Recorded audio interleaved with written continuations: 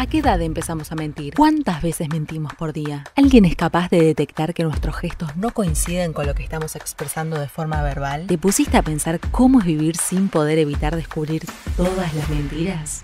Bienvenido, Hugo Lescano, ¿cómo estás? ¿Qué tal? ¿Qué tal, chicos? ¿Cómo están ustedes? La verdad, bien, bien. Contento y gracias por invitarme. Gracias a vos por venir. Un lujo, Hugo. Hoy tenemos que tener mucho cuidado con los gestos, con los tonos. Se da cuenta si estamos mintiendo, así que hay que tener mucho cuidado. Y no podemos decir cosas que no son. No, pues se va a dar cuenta. Igual nunca decimos, vamos a aclarar para los invitados anteriores, tratamos de ser veraces. Claro que sí. Bueno, Hugo Lescano, que es especialista en lenguaje no verbal, director del Laboratorio de Investigación en Comunicación No Verbal y consultor en OEA Washington. ¿Así es? Así es, correcto. Sí. Fue una gran experiencia, ¿no? Este camino que el laboratorio de paso funciona desde el año fines del 2013, aunque mi actividad en la comunicación no verbal es muy anterior. Eso nos contabas hace un ratito, que empezaste hace mucho tiempo y ahí vamos a ir, pero también déjame aclarar, Meli, que trabaja como columnista en medios. Sí. Ahora está en Bendita TV, por ejemplo, sí. En Canal 9, en C5N también. ¿Eso cómo surgió, Hugo? ¿Cuándo fue? Bueno, la exposición mediática fue hace algunos años, no sé si 5 o 6 años. La primera aparición fue en un canal, CN23, que hicieron un programa que lo hicieron casi a mi medida, porque querían hacer un juego con políticos, todavía lo pueden googlear y lo van a encontrar, se llamaba Aquí no se miente. Alguien dijo, Lescano, ¿te animás a detectar mentiras en tiempo real, en el aire, en vivo? O sea, no grabábamos, iba en directo el programa. Sí. Y le digo, sí, yo me animo, porque, bueno, me dedico un poco a eso, así que no tengo problemas. Y lo que hacían era invitar a políticos que no siempre coincidían, casi nunca coincidían, creo que ese era el objetivo, eran de distintos partidos, y les ofrecían, era un juego, duraba 1 hora, entonces, ¿se acuerdan de estilo Julián Weich, no? Sí. Con un sobre, si le decían, bueno, saca un sobre, empieza a sacar un sobre, leía. Dice, ¿qué opina usted, por ejemplo, de Cristina Fernández de Kirchner? Dice, tiene 60 segundos. Y ponían el reloj. Y ponían la imagen, las fotos de Cristina, por ejemplo, o de cualquier otro político. Y entonces la persona dice, bueno, en realidad reconozco su liderazgo, no coincido con esto, con aquello, determinado. A los 60 segundos sonaba un timbre y yo estaba en una tarima y me decían, bueno, está Lescano acá, dice que es especialista en comunicación no verbal. ¿Dijo la verdad o mintió? Yo me acuerdo que una vez le tocó a Chiche Duhalde y le hicieron esa pregunta acerca de Cristina, y yo dije, bueno, yo no coincido mucho con ella, me considero sí, que eso, y dijo todo lo que dicen los políticos para no quedar mal. Y cuando me preguntaron, ¿dijo la verdad? Y yo dije, dijo parte de la verdad, porque su cuerpo hizo una unidad de acción, que es la número 9, arrugó levemente la nariz, aparece, está codificado, los gestos están en el sistema de acción de codificación facial, que fue publicado hace muchos años, que se actualiza año a año. Digo, y eso significa asco. O sea que en realidad lo que dijo el cuerpo de Chiche es que siente asco por Cristina. Y todos se lanzaron a reír. Y Chiche se quedó mirándome y me estoy sorprendida. Dijo, sí, la verdad que tenés razón, dijo ella. Me sacaste la ficha. Sí, de todas maneras le explicaban siempre a las personas cuál era la regla del juego, ¿no? Ahí empezó el trabajo más mediático. Un formato muy me resulta muy atractivo. No lo vi, lo fue muy jugado. La apuesta era... Y para vos muy jugado también estar ahí en vivo. Yo pensé que te pasaban videos. No, yo no podía, tampoco no podía decir, a ver, me dejan ver la grabación, porque yo sí les pedía estar en un ángulo que me permitiera ver el rostro y los movimientos de las personas. Yo tomaba nota rápido sobre lo que yo veía, que en definitiva es lo que he hecho muchas veces en peritajes judiciales o en entrevistas carcelarias, solo que ahí tenía el condimento de la diversión, ¿no? Muy bueno, y ahora en un rato vamos a ir a eso, sí. Pero en esta primera parte, Hugo, nosotros invitamos a los entrevistados a viajar en el tiempo. Ajá. Entonces te invito a subir a una máquina del tiempo, a un DeLorean, e ir hacia el pasado. Y te pregunto, el primer recuerdo de tu vida relacionado con tu profesión, en el que encuentres un linkeo con lo que haces hoy y que digas, che, acá puede ser que haya una punta de cómo empecé. Sí, yo no podría decir que era consciente quizás en aquel momento, ¿no? Decir, bueno, me estoy haciendo... No, pero viendo la película hacia atrás, momentos críticos o claves que hoy cobran significado o relevancia por la profesión que yo tengo, fue quizás el momento en que mi madre se fue de mi casa, cuando yo era chico. Se separaron con mis padres, en realidad ella se fue y nos quedamos con mi padre. Y había habido, creo que fue una de las últimas veces que la vi, una discusión anterior, y yo me acuerdo que mi madre nos venía a buscar y nosotros no queríamos ir con ella por una experiencia pasada que había sido muy negativa y no lo habíamos contado a mi padre. Y nos habían cerrado en una habitación, fue una situación muy crítica. Entonces cuando nos vino a buscar de nuevo, mi hermana, que era mayor, yo tenía 6, mi hermano tenía 8, mi hermana tenía 10, mi hermana, que era la que lideraba nuestra banda, dijo, no vamos a ir esta vez. Y entonces yo recuerdo esa contradicción, ¿no? Mi madre preguntándonos si vas a venir con mamá, y mi padre esperando. Nos ponían en fila a los 3, y si los chicos dicen que sí van, si dicen que no, no. Siempre decíamos que sí nosotros, pero esa vez la consigna era que no. Y mi hermana dijo que no, mi hermano dijo que no, y yo me acuerdo que mi madre se agachó, se puso en cuclillas mirándome, y me tomó de los hombros y me dijo, ¿vas a venir con mamá? Y yo me lancé a llorar. Nunca me olvido de eso, de la gestualidad de ella y mi padre, la cara de sorpresa, que hoy podría decir unidad de acción número 26, la boca abierta, las cejas levantadas, unidad de acción número 2, y los ojos que dejan blanca que se ve el iris en el medio, que el párpado de arriba se eleva, que es la unidad de acción número 5. Si tuviera, cada vez que explico esa emoción básica universal, la sorpresa, me viene a la mente la imagen de mi padre. Fue bastante fuerte para mí, de hecho, casi toda la experiencia esa de mi infancia, que nos quedamos solos con mi padre, yo aprendí a no... yo hablaba menos, me guiaba mucho por lo que veía para no generar rispideces o mal humor en la casa, y creo que de ahí en adelante me empecé a guiar un poco más por lo que pasaba a mi alrededor, más que por las palabras. Wow. Y quizás también esa necesidad de conocer la verdad, ¿no? Detrás de lo que pueda decir alguien, sino más allá de eso, digamos, ver más allá. Sí, de hecho, a mí me parecía que, y me sigue pareciendo, que cuando estamos en una reunión, estamos en casa, en la familia, los cuerpos nuestros hablan con tanta claridad, muchas veces pidiendo ayuda. Personas que están angustiadas, prenden Netflix y sonríen en casa, haciendo de cuenta que no pasa nada, y hay elementos de la postura y de la gestualidad que nos están hablando. Por eso digo que no se trata solo de detectar mentiras, ¿no? Sino de detectar emociones. Y muchas veces eso nos ayuda para que también las personas que están a nuestro alrededor se sientan mejor, si es que sabemos leer y sabemos actuar en consecuencia. Uy. Bueno, a raíz de esto, ¿cómo es, ya dando un salto, ¿no? ¿Cómo es vivir sabiendo, ¿no? Interpretar los gestos? Esto que decías, digo, saber analizar cuando una persona, interpretar los gestos, cuando sabes que está por ahí triste. Sí, sabes que hace poco terminé de ver una serie en Prime que se llama Monk. No sé si la vieron. Sí, la de... Es un detective. Un detective que tiene TOC. Sí. Y él ve más allá por lo que se llama el sistema diacrítico de la comunicación.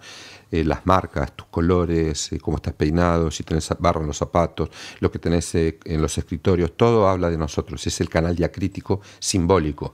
Y me apasiona la serie porque él además dice una frase que yo dije mucho tiempo y dije, no puede ser que diga lo mismo el personaje. Esto es un don, dicen algunos. Yo creo que no es un don. Yo creo que cualquier persona puede aprender lenguaje corporal, ¿no? Pero él dice, esto es un don y al mismo tiempo una maldición. Porque a veces yo no quiero saber. A veces solo me gustaría escuchar y creer en lo que las personas dicen. Y lo que sucede es que nuestra especie es una especie que simula mucho. Y somos malos simulando. De hecho, digo, no existen los buenos mentirosos, existen los malos observadores. Y los cuerpos hablan tan claro, como decía recién, que a veces digo, me gustaría, extraño la época en la que no entendía el lenguaje del cuerpo. Eso te iba a preguntar. ¿Tiene ese lado negativo que a veces decís, pucha, yo a veces la pasaba mejor cuando no entendía lo que significaban los gestos o el lenguaje corporal, que ahora que lo puedo comprender con todas las personas? Como que no tenés un filtro, bueno, hasta acá llega mi entendimiento y de acá para allá no me voy a poner a fijarme si el otro me está mintiendo o no. Está siempre con vos. Sí, de todas maneras hay una cosa que ayuda mucho, y es que para mí la mentira no tiene una connotación moral. Yo soy más amigo de lo que decía Charles Darwin, que la mentira es una estrategia de supervivencia. No podemos vivir diciendo siempre la verdad. ¿Sí? Viene un vecino, te lo cruzas en la calle, es el insoportable de la cuadra, y te sabe, ¿qué tal, vecino? ¿Cómo le va? Dice, qué bueno verlo, decís vos, ¿no? Y encima a veces mentís más, está más flaco, estás mejor. Y el viejo está arruinado por ahí. Me pasa un montón que me dice. Bueno, es que a veces decimos muchas mentiras, y que decimos muchas mentiras durante el día. Lo hacemos para generar bienestar, o les mentimos a nuestros hijos para que crean que existen personajes fantásticos de la época de Navidad, o no le decimos a alguien la verdad acerca de su salud para que no se preocupe. No siempre mentimos para herir a las personas. Cuando uno aprende que la mentira en realidad es parte de nuestro código de comunicación, entonces si alguien me miente y yo me doy cuenta, hasta empatizo con la persona, porque digo, bueno, quizás me miente porque hasta tiene temor o me respeta tanto que cree que yo me voy a enojar. Claro, imagino que sí, hay algunas mentiras que deben doler más que otras. Sí, sí. Si te miente un taxista con una anécdota, no es lo mismo que te miente alguien que te pegue más fuerte. Tal cual, eso es cierto. ¿Tu proceso de formación, Hugo, cómo fue? Bueno, la primera carrera en la universidad fue la licenciatura en teología. Por eso me quedó el color negro como un código personal mío. Estuve en el confesionario escuchando pecados muy interesantes. Eso fue en la primera temporada de mi vida. Como vieron cuando ven Lost y ves el primer capítulo, no lo podés creer, están todos flacos, ¿viste? Y decís, mirá, qué bárbaro. Bueno, yo miro para atrás a veces y parece otra vida. ¿Qué edad más o menos? Ahí aprendí, yo tenía 22 años, 23, okay. 23 o 24, ahí empezó la carrera de teología, aprendí griego, aprendí lenguas muertas, aprendí hebreo, aprendí a trabajar sobre las emociones, especialmente en el ámbito religioso, y justo ahí comencé mi entrenamiento en comunicación no verbal en un sanatorio que tiene sede en Washington y que tiene una filosofía muy interesante, que es acompañar a las personas en el dolor. Mi trabajo era, parte del día, decirle a las personas que tenían cáncer, que venían a buscar sus resultados, sus diagnósticos, y se enteraban con nosotros. A las 8 de la noche yo era el coordinador de la actividad recreativa de salud mental con los pacientes, donde analizábamos la gestualidad de personas medicadas, por ejemplo, y a la noche era más heavy todavía. A partir de las 10 mi trabajo era anunciar los fallecimientos en terapia intensiva. Así que nunca tuve un trabajo normal, entre comillas, ¿no? ¿Por qué te tocaba esa tarea de dar esas noticias? ¿Cómo era el rol? Había una oficina que era la oficina de asistencia, de acompañamiento, y yo era estudiante de la facultad y se unía un poco con mi trabajo en la capacitación. Y los médicos podían estar presentes o no, el sanatorio no los obligaba. Y mi trabajo era prepararlos. El médico ya me decía, 3 días de vida tiene la cama 8, y entonces yo tenía 3 días para hacerme amigo de la familia González, por ejemplo. Me daban una tarjeta para invitarlos a comer. En aquella época era muy moderno porque recién salía el sistema digital, y pasaba la tarjeta y yo los invitaba a almorzar y nos hacíamos amigos, y después visitaba a la gente en sus habitaciones. Después de eso, la formación, me preguntabas vos. Sí. Mi segunda carrera fue trabajo social. Ahí me identifiqué mucho, aprendí mucho de las marginalidades, las periferias, donde existen códigos que son mal interpretados muchas veces, ¿sí? Y son mal interpretados por las hegemonías del poder, donde vos tenés gente que tiene una situación de vulnerabilidad muy alta y agota todos sus recursos para llamar la atención del Estado, por ejemplo. Y como un día no se da cuenta que no hay salida, te cortan una ruta. Y por otro lado tenés gente que interpreta que son vagos que no quieren trabajar. Y a mí me ayudó mucho pasar por ahí para darme cuenta que no hay nada más lejos de la realidad. Que son personas que en muchos casos trabajan y trabajan más que yo. Yo me levanto tarde hoy. Y hay gente que ya está trabajando desde las 4, cartoneando, haciendo sus actividades, buscando su sobrevivir. Por ejemplo, ¿no? Te digo, eso también me ayuda a entender los códigos de la comunicación desde la idiosincrasia. Todos tenemos nuestra historia, nuestra cultura, nuestros intereses, de la clase social a la que pertenecemos, nuestras aspiraciones, y eso hace que nos comuniquemos con más o menos eficacia dependiendo de quién nos está escuchando. Y por último, la licenciatura en comunicación no verbal. Eso fue en la Universidad de Luján. Y la licenciatura en comunicación no verbal en la Universidad de Lanús, que fue una experiencia formidable porque no existe esa carrera. Y yo ya venía con muchos años de experiencia y se abrió por pocos años. La abrió, hay que decirlo también, porque la gente dice, ¿por qué se cerró? ¿Para qué se abrió?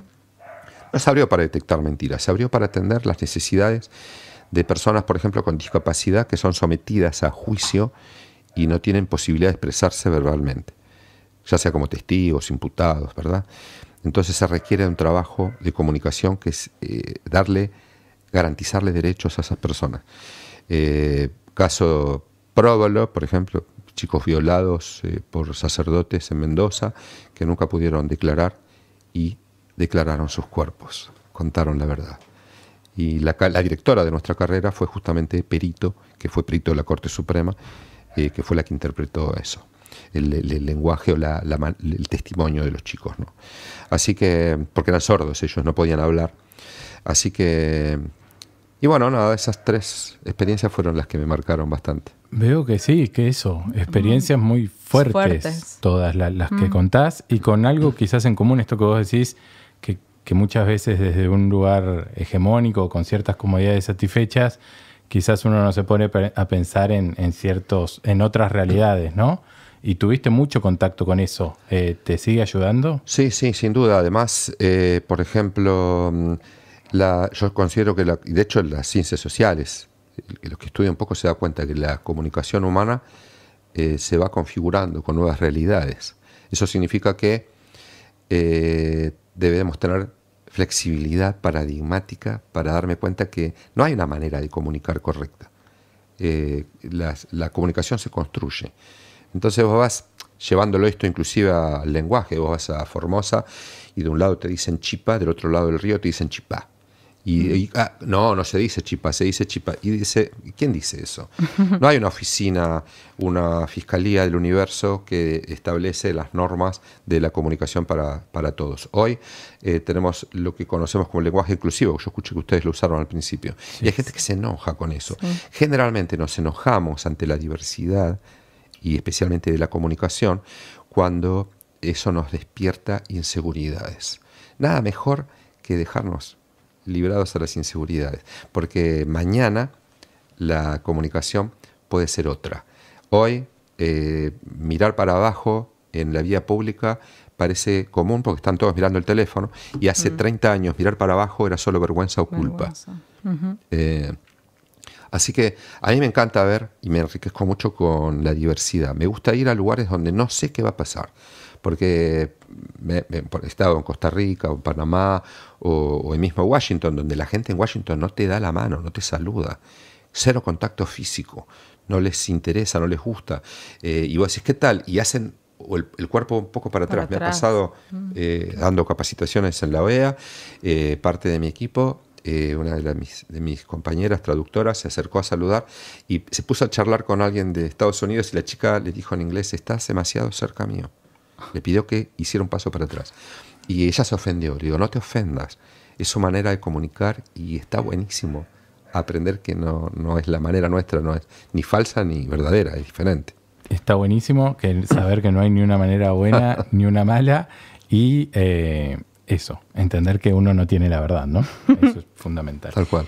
Bueno, esto que mencionás de Washington también, continuando con tu formación, te queríamos preguntar, por esto también que te entrenaste en San Francisco, ahí en USA, en la detención de microexpresiones en el programa de Paul Ekman. Bueno, la experiencia con Ekman fue bastante particular porque Ekman hoy tiene 88 años. Ekman es el de la serie, ¿verdad? Claro, el de Light to Me. En él se inspiró la serie Light to Me. Okay. Y él fue conocido más que nada por esa serie, es un gran investigador, es psicólogo. Hoy con 89 años, cumplió en febrero, sigue dirigiendo el Laboratorio de Investigación de San Francisco y acaba de terminar un trabajo con el Dalai Lama sobre nuestra comunicación corporal y la pacificación mundial. ¿De qué manera podemos comunicar para transformar el micromundo en el que estamos? Porque la comunicación no verbal es transformadora. O sea, podemos hacer con nuestro lenguaje corporal que las personas se sientan bien. Y eso es tan bueno, es tan importante para nuestra humanidad, vamos a decir.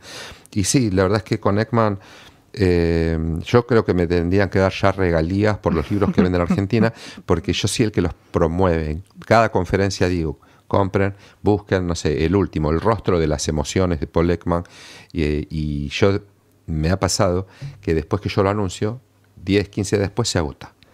Y hay que esperar otra vez. Y se agotó cada vez que hay yo... que hablar con Paul. Sí, por eso digo, ya a esta altura. Y la verdad es que, bueno, él hizo un trabajo que fue a refutar a Darwin. Porque en 1752 Darwin publicó un material que se llamaba Expresión de las emociones en los animales y en el hombre. Debería haber dicho las personas, pero estamos hablando de mitad del siglo XIX. ¿Y cuáles eran las emociones? La alegría, miedo, ira y tristeza. Él dijo, estas son universales, no importa en qué lugar del mundo estemos. Y Paul Ekman dijo, no puede ser. No hay nada universal. Y se puso a investigar. ¿Qué quería decir Darwin? Que todos hacemos una sonrisa. Claro, eso, como que por ejemplo, la alegría, forma de demostrarlo. La alegría la expresamos de la misma manera en todo el mundo. No importa si sos chino, australiano, de donde sea. Y Ekman descubrió, después de 40 años de investigación, las investigaciones más largas, que efectivamente esas 4 eran universales, y descubrió la sorpresa, el asco y el desprecio también. Por eso son 7 las emociones. Así como el perro mueve la cola en cualquier lugar del mundo y vos decís está contento, si alguien se hace un gesto con la comisura de los labios hacia un costado, como si fuera el 7 de oro o el 7 de espada en el truco, eso es desprecio. En cualquier lugar del mundo. Con mayor o menor intensidad, dependiendo de la construcción cultural, y a veces pasa como microexpresión.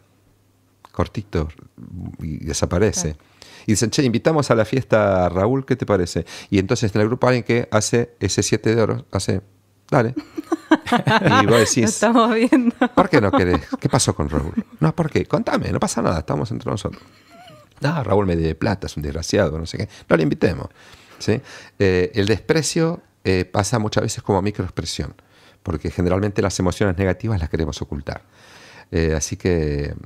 nada, fue sí, una buena experiencia y ahora en el próximo viaje tenemos pensado reunirnos, vemos si hay posibilidades, chance, porque Ekman ya no recibe visitas y no capacita, él tiene un equipo fabuloso, pero tenemos toda la expectativa de que lo podemos volver a ver. Claro que sí, ojalá. ¿Recordás el momento, Hugo, en que dijiste, sí, este es el camino, tengo que ir por acá, la comunicación no verbal es el camino que tengo que seguir? Y por acá es.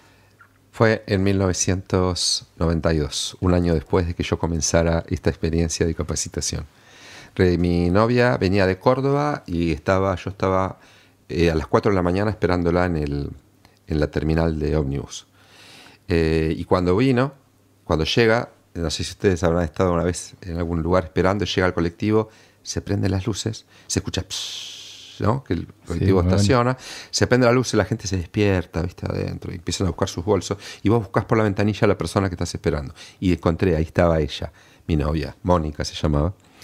Debería decir el apellido, creo que se merece, pero me lo voy a reservar. Merecería la anécdota.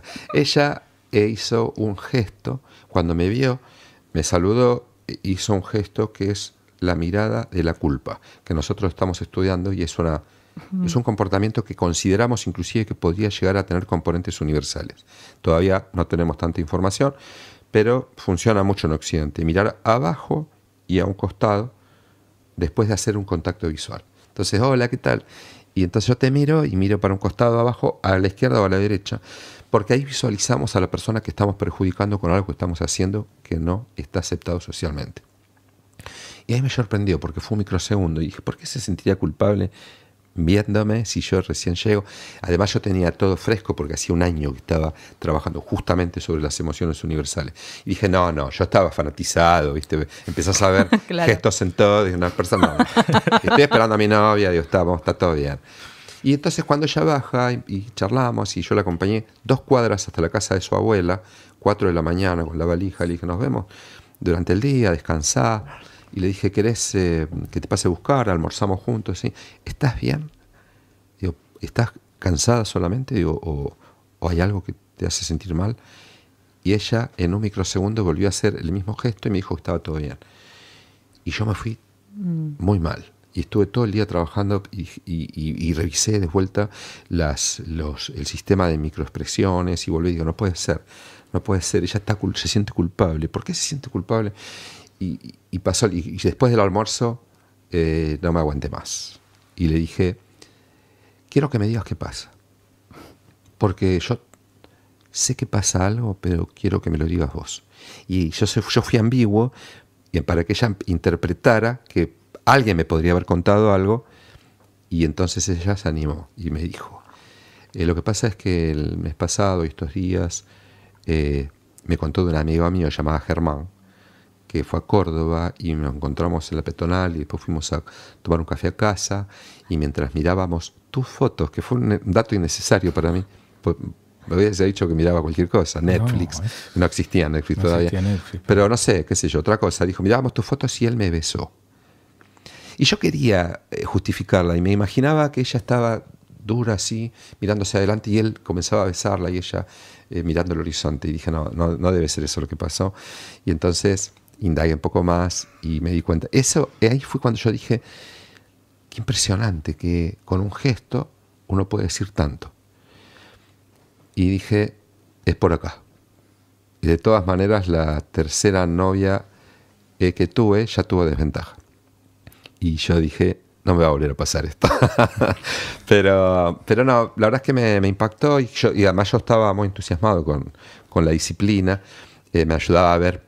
Yo hacía teología al mismo tiempo y me ayudaba a ver que las personas me querían contar cosas negativas que no se animaban, por ejemplo, ¿no? Durísimo, Hugo. 4 de la mañana fuiste a esperarla a retiro, caminaron 3 cuadras, la dejaste y después no, durísimo. Y eso fue el sí es por acá, mirá. Fíjate. No sé si fue, capaz que fue un conjunto de cosas, pero me acuerdo de esa anécdota que yo llegué y hablé con mi jefe y le dije, ¿sabe qué me parece? ¿Qué pasa si? Y le puse todo el ejemplo, ¿no?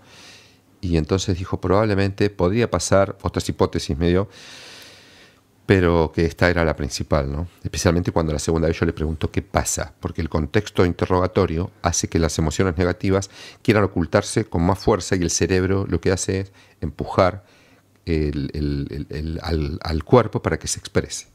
Entonces, bueno, pasa lo que pasó, ¿qué va a hacer? Mi amigo dejó de ser amigo mío, lógicamente. Bueno, también obvio. Qué locura el ser humano como somos. Numerizados. 1, 2, 3, 4, 5. Numerizados. ¿Cuántas mentiras decimos por minuto? A ver. Según un estudio de la Universidad de Southampton, Reino Unido, una persona promedio dice normalmente 3 mentiras en una conversación de 10 minutos, sin sumar las exageraciones y omisiones que ampliarían la estadística. Hugo, te pregunto, ¿a qué edad empezamos a decir mentiras, básicamente? Bueno, la mentira es un fenómeno social. O sea que cuando somos pequeñitos no necesitamos echar mano de ese recurso porque estamos en casa. Comienza a trabajarse cuando vamos a la salita de 4, por ejemplo.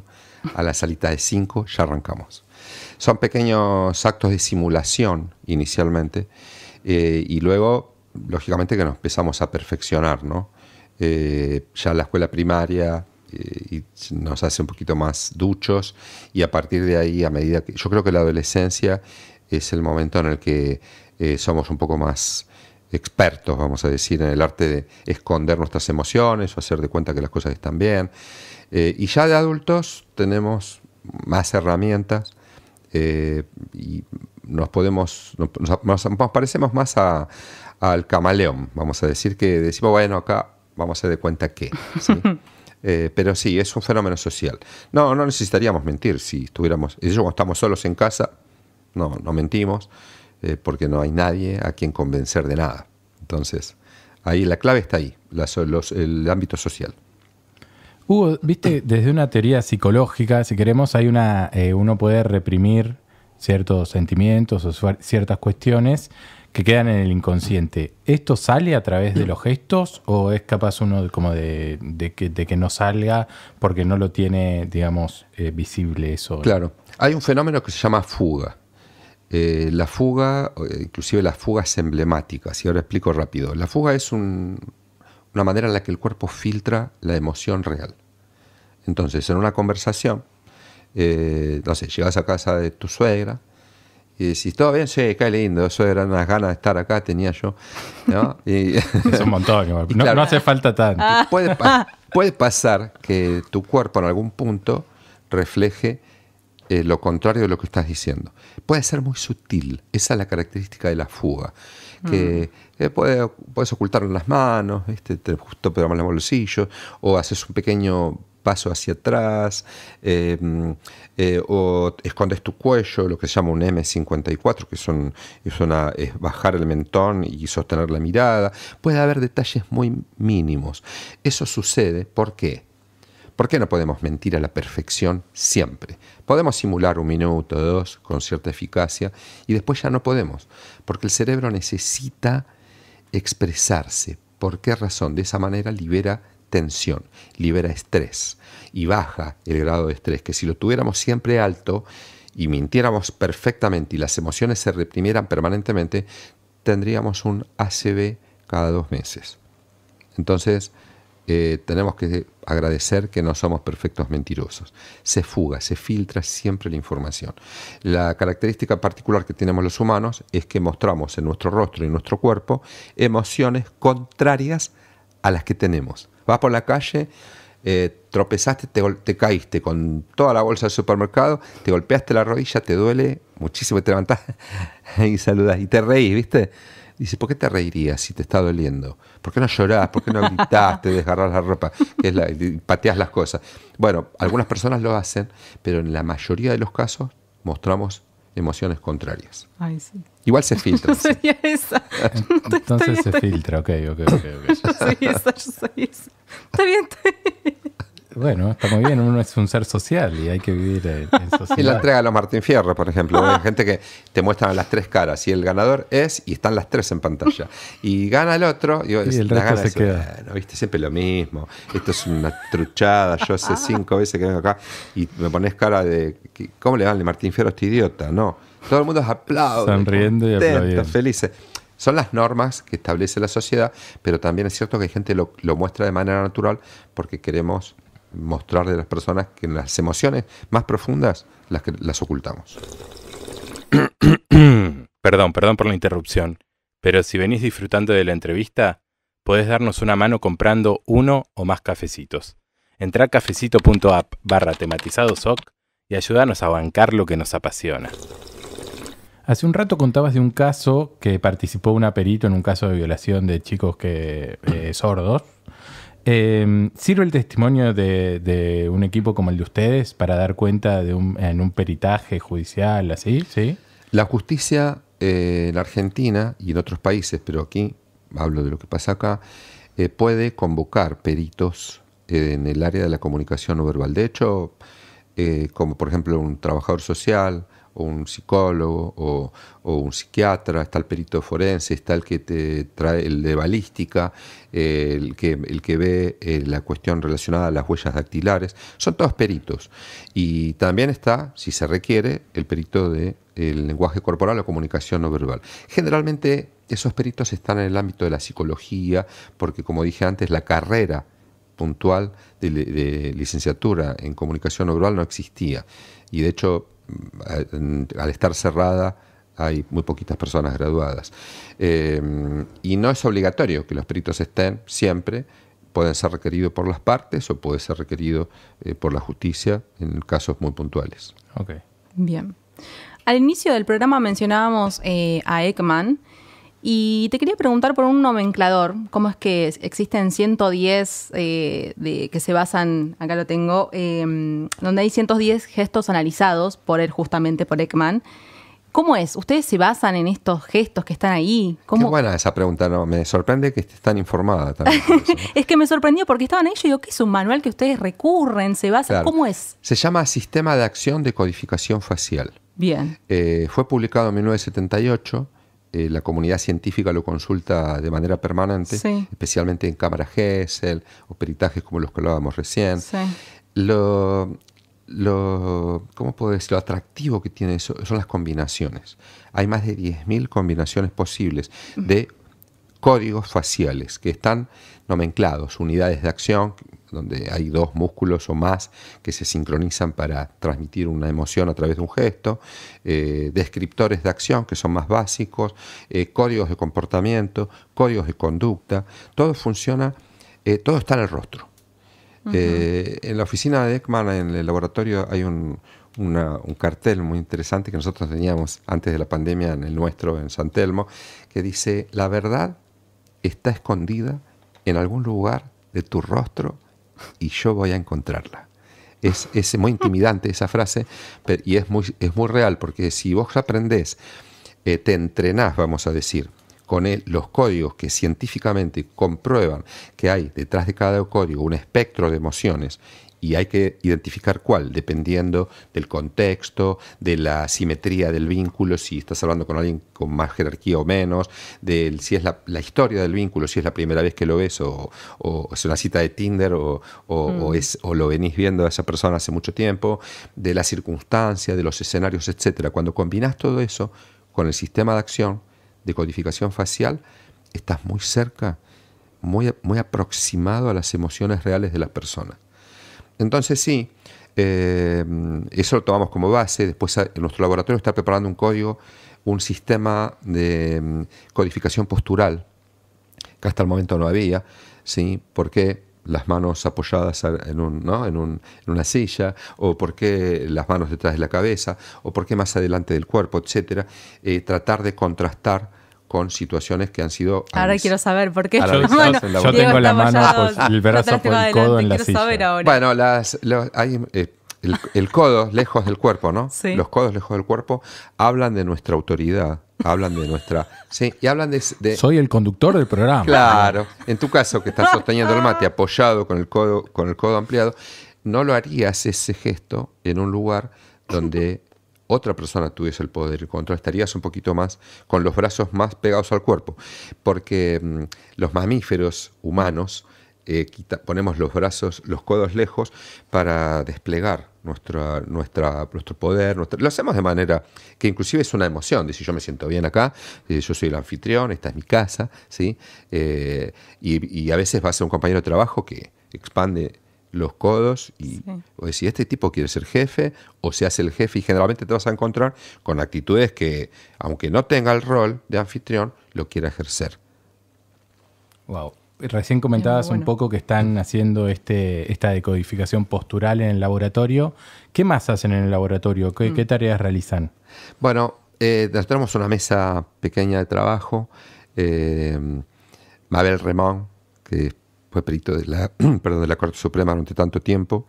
Ella fue directora de nuestro laboratorio durante un tiempo también, y que fue la directora de la carrera, de la licenciatura, además de ser una gran amiga y una persona que sabe muchísimo, porque tuvo una ventaja diferenciadora de otros colegas.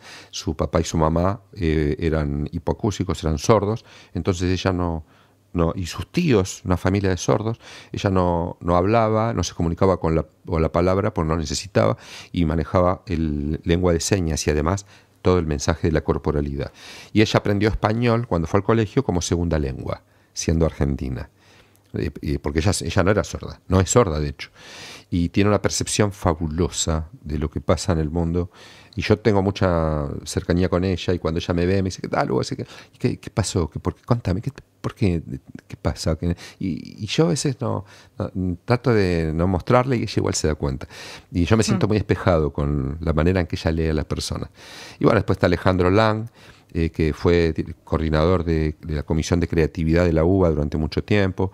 Yo digo un pibe muy preparado porque él tiene 30 y pico, para mí es un pibe. Yo voy a cumplir. Yo voy a cumplir 55 y entonces, bueno, además somos muy amigos en ese grupo. Y lo que hacemos es investigar comportamientos en todo el mundo. En 2019 me tocó visitar 7 países. Por eso digo, mi trabajo es fabuloso, Sí. porque viajo, para que se den una idea.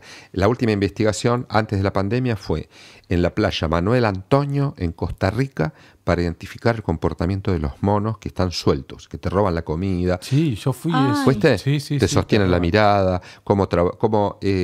y yo me saco una foto, viste, en Instagram, y digo, acá estoy trabajando, y la gente dice que no estás trabajando.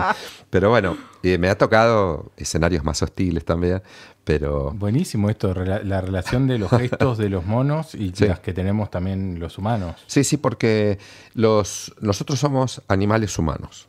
Es así, aunque nos cueste a muchos aceptarlo. Es así, somos animales humanos. Tenemos todos los componentes de conducta que tienen los mamíferos, compartimos códigos con los gatos, los perros, los osos, los tigres, los monos, las ballenas, los delfines y otros tantos mamíferos, y tenemos nuestras diferencias propias de la especie, ¿sí? Pero analizando otras especies podemos comparar también cómo reaccionamos ante los mismos estímulos y eso nos da mucha información. Zarpado.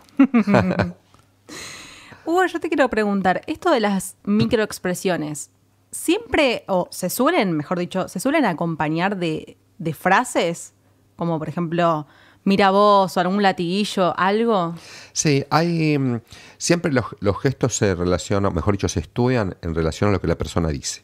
Porque lo que tratamos de ver es la congruencia, ¿sí? Les voy a tirar un tip, algo fabuloso para los oyentes que están en casa y dicen, che, esto suena muy científico, está muy bueno, pero ¿para qué me sirve? A ver, ¿No? dale. Va, y de paso contesto tu pregunta. Sí. Hay un código que solemos hacer que se llama emblema. ¿Por qué se llama emblema?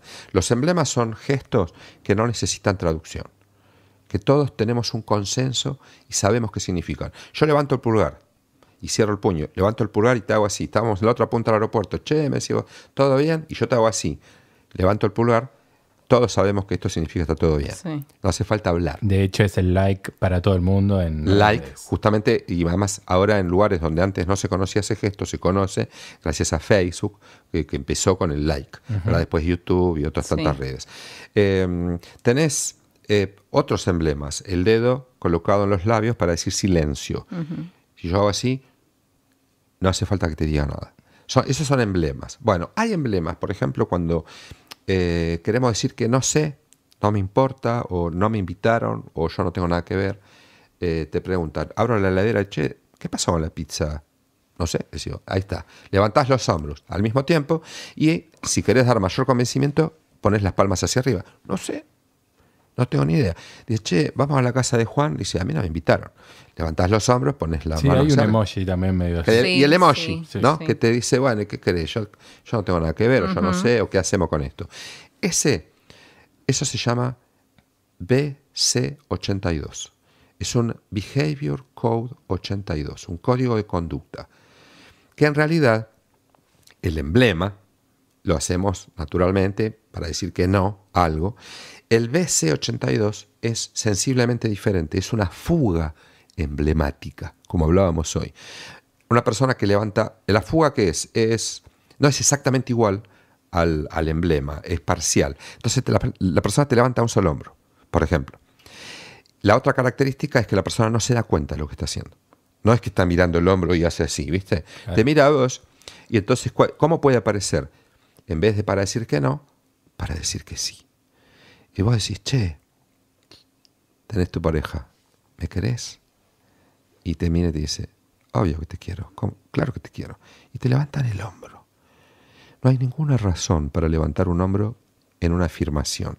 Eso se llama fuga emblemática. Y de todos los gestos, de todos los comportamientos de la mentira, que en realidad hay una cantidad tipificada, que son los más comunes, que no significa que en sí mismo sea mentira, pero que son los que, cuando mentimos, son los que más usamos, este es el que tiene mayor grado de efectividad. Si una persona te dice, che, Juan, acordate, el lunes me vas a devolver la guita que me debes, ¿no? Sí, Y te levanta el hombro, quédate tranquilo que no va a aparecer. Ni le pases el CBU. No te va a contestar ni el WhatsApp el lunes. Eso se llama Behavior Code 82.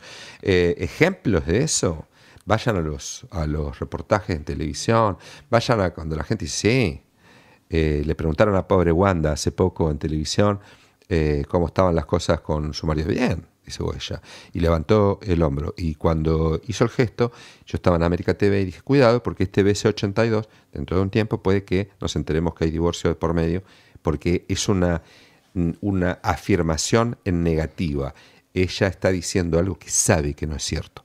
Cuando vos sabés internamente que lo que está diciendo no es cierto, tu cuerpo, tu cerebro te dice, no, y levanta los hombros, pero no levanta los dos, levanta uno, porque vos estás luchando con tu cerebro.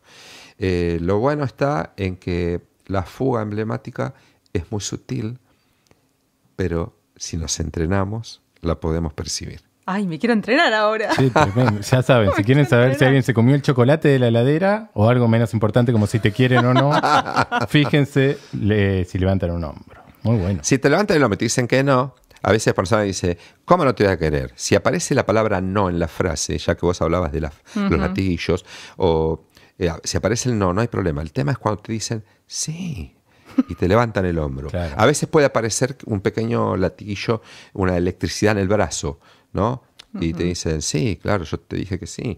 Y se mueve el brazo de manera muy sutil. Lo vemos mucho en el ámbito político, cuando hacen preguntas comprometedoras y afirman algo que suelen mover uno de los brazos donde decimos, claro, qué interesante. Sigamos conectados. Búscanos en Instagram como TematizadoSoc. Encontrá todas las entrevistas, entérate de los próximos invitados e interactúa con más contenido. Vos fuiste negociador en las cárceles de Buenos Aires. Estuviste ahí trabajando. ¿Qué nos puedes contar de esa experiencia que debe haber sido impactante, por lo menos? La verdad es que fue una experiencia muy enriquecedora. Yo entré en el año 2005 mediante concurso público y renuncié en el año 2017. Ok, o sea, renuncié, 12 años estuviste. ¿Cómo? 12 años. 12 años, okay. Sí. Demasiado tiempo. En esas áreas, a los 6 años, el desgaste es muy grande. Y yo perdí mi oído derecho completo con una hipoacusia súbita profunda a partir del estrés elevado de los primeros 2 años. Y por eso es que... 2 años. Por eso que soy... Acá tengo, miren, me lo voy a sacar. No. Tengo un audífono, le digo esto a la audiencia, porque soy una persona con discapacidad. Recién me voy a dar cuenta. No, claro, yo escucho, lo uso hace muy poco. De hecho, la verdad que siento que no lo necesito cuando hablo con las personas, porque si no las escucho, entiendo, si entiendo en general de qué estamos hablando, me alcanza con lo que hablan sus cuerpos, ¿no? Pero pasé 10 años completamente sordo. ¿Y eso por estrés? Por el estrés, fue una hipoacusia súbita, profunda, y muchos hasta ahora dicen que es irreversible. Entonces, como el otro oído tengo un poco de audición, con este audífono capto, que tiene una tecnología bastante amplia ahora, con varios programitas que yo toco y voy cambiando el programa dependiendo del lugar donde me encuentre. Pero sí, la verdad es que yo creo que fue una de las experiencias. Miren, yo tengo conocidos que dicen, yo tengo un máster en negociación en España, por ejemplo, ¿no? Una vez estábamos en una reunión. Dijo, no, yo hice un MBA en Francia en negociación, no sé qué. Y yo fui 12 años, estuve trabajando en negociación, que es el mejor de los posgrados, porque ves en tiempo real los conflictos que pueden hacer que pierdas tu vida. ¿Puedo saber más de tu rutina en el día a día? ¿Qué negociabas? ¿Cómo era tu día a día? Bueno, a diferencia de las negociaciones tradicionales, donde te llaman cuando hay un motín, nosotros estábamos todo el día involucrados en la dinámica de la vida cotidiana de las personas que estaban privadas de su libertad. Yo en lo personal, cuando fui jefe, a partir del segundo año, de los últimos 10 años fui jefe del equipo, establecí una manera de trabajar. Yo dije, mi equipo eran 6, 7 personas, 8, dependiendo si hace falta alguien.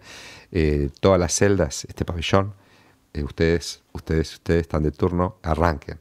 Y celda por celda, lleven mate, se encierran, candado por fuera, háganse amigos en el sentido pleno de la palabra, conozcan a los presos, sepan el nombre de su perro, sepan qué comen en sus casas, qué problemas tienen, si tienen hijos, si están divorciados, cuáles son sus tristezas, cuáles son sus alegrías. Conozcan, porque se genera un puente empático tan grande cuando vos conoces a una persona que es ajena a vos, y si hay un problema es mucho más difícil negociar. Cuando se establece eso que Charles Darwin dice que es la manera en la que sumamos a los demás a nuestra manada, ¿no? Cuando escuchás la historia de las personas, haces que ya los empezás a defender, o empezás a empatizar, o empezás a decir, che, no seamos tan injustos. Y entonces en mis guardias no había motines. Es más, los presos esperaban las otras guardias. No, tal día no, que viene el escano, eso no. O sea, no. era más un trabajo como de prevención para claro. que no... De hecho, mis guardias siempre fueron las más tranquilas. Había cada tanto problemas, pero digo, tomábamos mate, hacíamos ruedas en el patio, conversábamos sobre cosas más profundas. Eso hacía que nosotros podamos trabajar un poco más desde ese lado humano que se desdibuja cuando creemos que la persona que está en la cárcel no tiene más derechos, que hay que matarlos a todos, que no sé qué. Esas cosas se terminan de morigerar. Y en la vida cotidiana también. Cuando conoces a un vecino que es un cascarrabia, que no lo quiere nadie, y vos no lo querés porque el tipo no saluda, escuchá una historia de esa persona una vez. Cuando escuchás la historia, empezás a empatizar. Yo te iba a preguntar a ver si recordabas tu primera negociación. Sí. Yo recuerdo, fue Semana Santa, yo estaba cocinando, a mí me gusta mucho cocinar en casa, me llamaron, no era mi guardia, y me llamaron y yo fui. Y cuando llegué conté afuera 14 patrulleros, que te da la dimensión del problema. Y los bomberos tirando agua, salieron todos los medios, ustedes lo buscan, no me acuerdo en qué año fue, pero fue al principio de mi trabajo. Y me acuerdo que cuando yo fui a ingresar al otro lado de la reja, yo pedí... estaba inundado la parte de abajo, arriba estaba todo prendido fuego. ¿En qué penal recordás? ¿Cómo? ¿El penal? Sí, fue el penal más complicado fue el 56, que era el de que está en Ituzaingó, que es de máxima seguridad. Pero luego trabajé en otros que están relacionados con los jóvenes en conflicto con la ley, que son cárceles también, pero que tienen otra configuración. Ok. Y me acuerdo que yo dije, si nosotros la negociación la planteamos nosotros ellos, esto va a ser siempre lo mismo. De hecho, el patio ya es una negociación. Yo cuando llegué el primer día a trabajar y me mandaron al patio, había 14 presos en una punta y éramos 5 en otra del equipo. Yo digo, hola, me presenté, digo, perdón, pero ¿ustedes se quedan acá tomando mate y ellos allá? Sí, me dijeron, siempre hacemos eso, digo, porque acá nos van a agarrar a palazo. Y ellos se rieron. Me dijeron, contanos algo que nosotros no sepamos. Digo, siempre terminan a los palazos. Entonces, ¿ustedes ya saben? Sí. ¿Y por qué hacen esto? ¿Y qué otra cosa podemos hacer? Estamos planteando la misma disyuntiva de los barrios. Los humanos somos tan territoriales como los gatos. Los gatos van, te pillan un lugar, los perros te pillan el árbol, y nosotros hacemos lo que en la marginalidad se conoce como las ranchadas. Digo, si ellos están allá y nosotros acá, estamos disputando territorio. ¿Y qué querés que hagamos? Me dijeron. Yo no sé qué van a hacer ustedes, pero yo me voy a tomar mate con ellos. Vos estás loco. Digo, mira, si yo voy allá, tengo la posibilidad de que me agarren a palazos, pero si me quedo acá, tengo la seguridad. Así que voy a checar mi margen. Y me fui, y empezamos a interactuar. Y me di cuenta que, lo que decíamos antes, ¿no? Si nos animamos a conocer los códigos de las personas y a tratar de entender la particularidad de su situación y no encerrarnos en lo que nosotros pensamos que es correcto, empezás a crear puentes empáticos. Y una vez que yo pertenezco a la manada de ellos, porque somos mamíferos y trabajamos en manada también, nos guste o no, me terminan defendiendo. Y eso fue lo que pasó. Con el tiempo, yo compartía el mate, que de paso tiene una connotación de la saliva. Los mamíferos, como los perros, gatos, humanos, dejamos rastro de saliva en los vasos solamente en los lugares donde tenemos confianza. Por eso yo estoy tomando agua acá, porque me siento cómodo. Si no, te dejo el vaso ahí y vos te darías cuenta. Y ellos me empezaron a defender. Y yo pasó un momento que me decían, va a haber un problema en el patio. Póngase en un costado. ¿Sí? O sea... Ok. Hay un hilo conductor que es encuentro yo, Hugo, cualquier cosa me lo desmentís, pero como esto de conocer otras realidades y volverse empático con esas distintas realidades, que está buenísimo.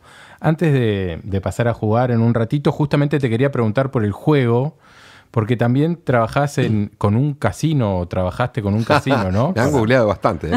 Sí, Me stalkearon. Sí, Meli es la experta. Meli es la experta stalker. Me stalkearon. No sé cómo llegó esa información porque no. Ahora estaba en una de mis clases, me parece. No. No sé, me llama mucho la atención. Porque sí, he trabajado, el más reciente, he trabajado para varios casinos. Especialmente porque se da un fenómeno en los casinos a veces donde se sospecha que puede haber complicidades entre algunos apostadores y los croupiers, por ejemplo.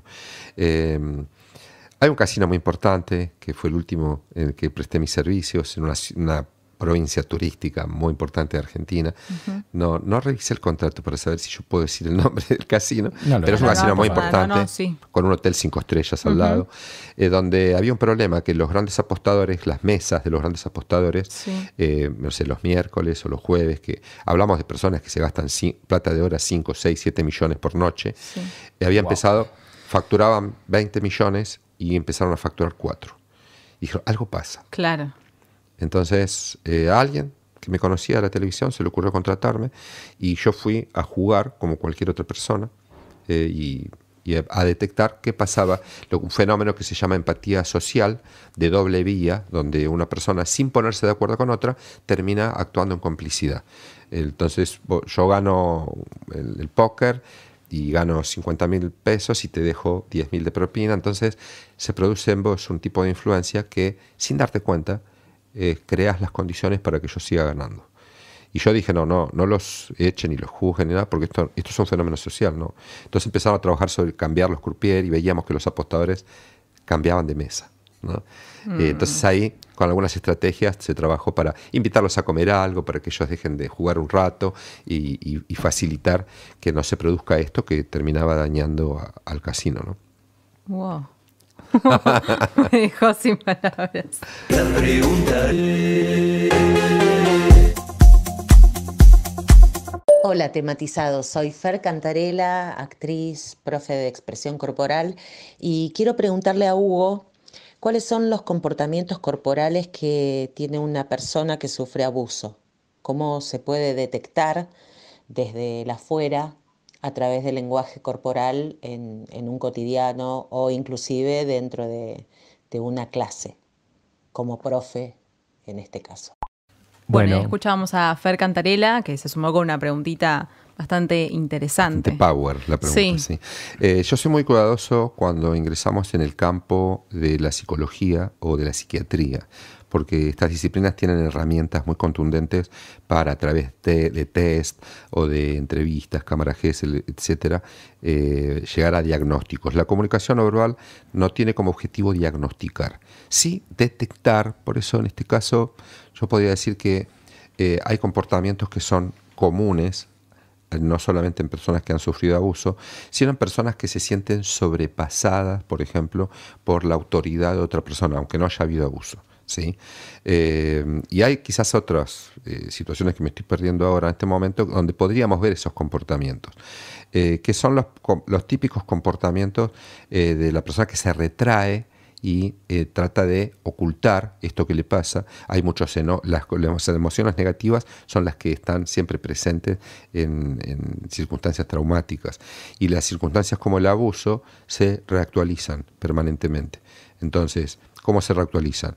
Una persona abusada podría vivir un momento de frustración intensa ante un abrazo, por ejemplo, e inclusive ante un abrazo de una persona que aprecia, porque su cerebro, por una cuestión desde lo antropológico, ¿no? Lo digo, de supervivencia, se defiende. Entonces, ante un abrazo la persona puede hacer una suerte de movimiento brusco, de autoabrazarse, de protegerse. Es cierto que podemos ver esos comportamientos en otras circunstancias, ¿no? Donde hay miedo, donde hay situaciones que no están relacionadas con el abuso. Pero yo creo que y el rechazo a la percepción áptica, que es el contacto físico. Cualquier contacto físico, debajo de una mesa, sin querer te toco el zapato y la persona reacciona y saca el pie. Podríamos, entre otras tantas situaciones, estar presente justo en una situación con una persona que ha padecido una situación traumática a través de la áptica, porque el abuso es el extremo del contacto físico, y entonces podemos tener personas que están aisladas, que eligen, si estás en un aula, los asientos de la periferia, no están en los centros, están sobre las paredes, en los recreos pasa lo mismo, pero también es cierto que las personas que están por manifestar un conflicto pueden tener el mismo comportamiento. Por eso es siempre necesario la mirada y el diagnóstico de un psiquiatra. Clarísimo, Hugo. Y dame. En 3, 2, 1, 3, 2, 1, 3, 2, 1, vamos. Palabras cruzadas, tematizadas, 5 minutos de curiosidad elevada. La profesión como la base de las preguntas que toda la gente se hace. Hugo, arrancamos. Si te digo apariencia, ¿algún consejo para demostrar seguridad en situación de nervios? Por ejemplo, en un examen, una entrevista de trabajo. Las manos visibles, siempre. Nunca debajo de la mesa ni debajo de las piernas. Las manos visibles sin tocar las cosas. Okay. Que las personas vean, no ni con el celular, ni con el llavero, ni con nada. Okay. Las manos arriba de la mesa y quietas para que las personas que están delante de nosotros vean eso y se sientan confiadas. Voy yo. Microexpresión. ¿Alguna microexpresión que delate que no hay coincidencia entre lo que se dice y lo que se piensa? Como esta que veíamos del hombro, por ejemplo.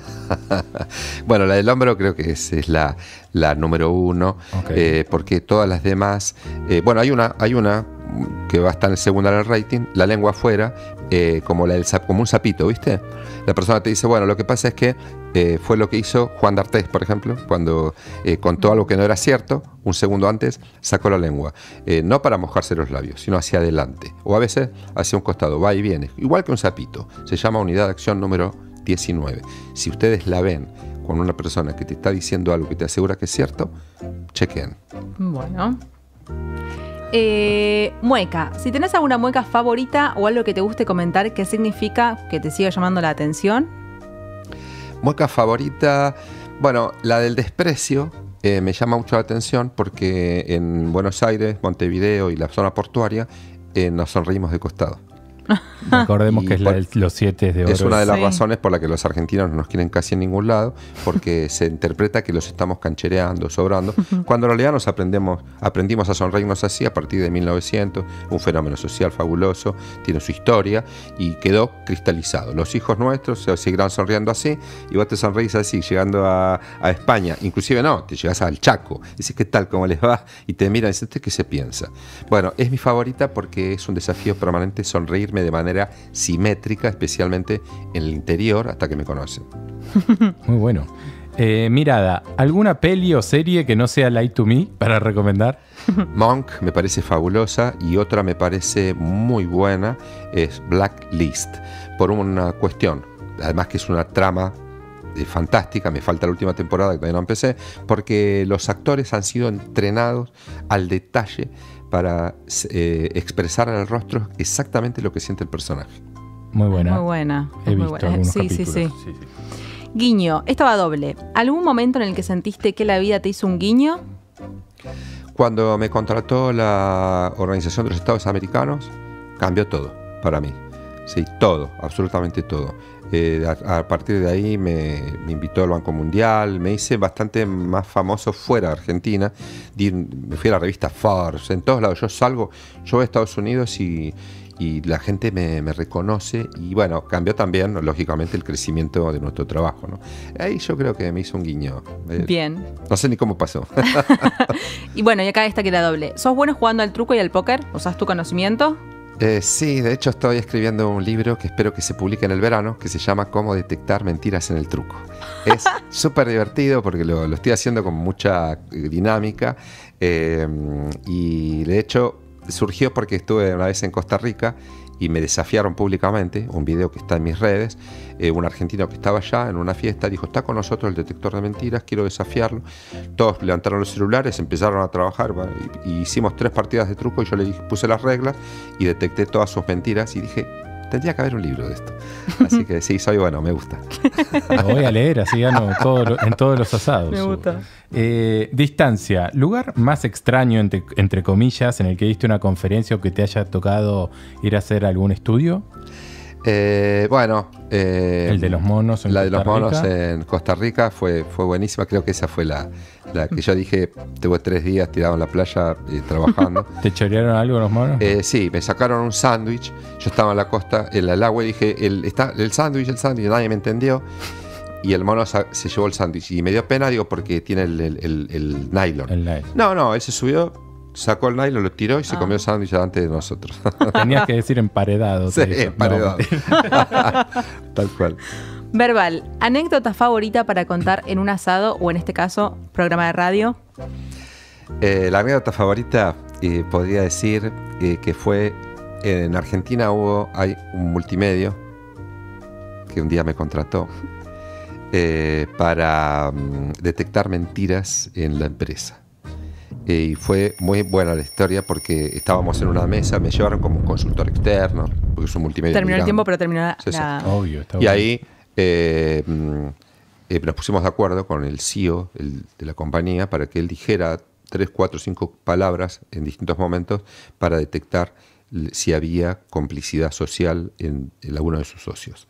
Y cuando yo me fui, después de 6 horas de charla y qué sé yo, y de que comimos y PowerPoint, no sé qué, yo solamente estaba presenciando el tema, me fui y le dije, hay 2 personas en todos los socios que están implicadas en esto que usted menciona.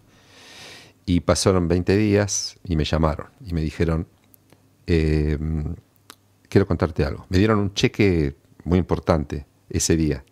Y después me contaron, al día siguiente que vos te fuiste, di un salto de fe. Me dice, allanamos las oficinas de estas personas, tenías razón. Encontramos toda la información que daba cuenta de la traición a la empresa y cómo fugaban información. Y la verdad que me impactó mucho.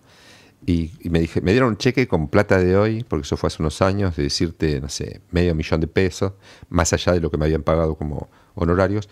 Y me dijeron que se habían ahorrado como $10 millones por el tiempo que daba para que estas personas estuvieran como socias. Y yo dije, si se ahorraron $10 millones, a este cheque le faltan algunos ceros.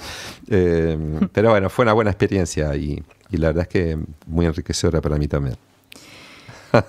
Hugo, te quiero llevar a la primera parte de la vocación. ¿Algún consejo para los y las oyentes que te están escuchando en este momento? ¿Lo que les quieras decir? ¿Que se quieran dedicar a esto o no, en general? Lo primero que les voy a decir es que se inscriban a nuestras capacitaciones, que son súper divertidas. La verdad, si yo no fuera yo, me inscribiría a mis capacitaciones. Con eso les digo todo. Porque son divertidas, son amenas, son didácticas. La idea es poner el conocimiento al alcance de la persona que no tiene conocimiento y que quiere empezar. Y lo segundo es que empiecen a pensar que los cuerpos hablan siempre. A diferencia de la verba, el lenguaje no verbal está siempre presente. Es imposible callar al cuerpo. Así que si aprendemos el idioma del cuerpo, vamos a hacer que realmente las cosas funcionen mejor entre nosotros. Yo soy de los que cree que nuestra comunicación puede cambiar literalmente el comportamiento de las personas que nos rodean, porque podemos influenciarlas, podemos hacer que se sientan mejor. De hecho, hay experiencias científicas que hoy no nos da el tiempo de contar, pero la verdad es que hay que ir por ahí, tratar de acompañar a las personas en sus emociones. Es una gran aventura. Así que se sumen a los entrenamientos y que va a ser una gran experiencia. Hugo Lescano en Tematizados, muchas gracias por acompañarnos.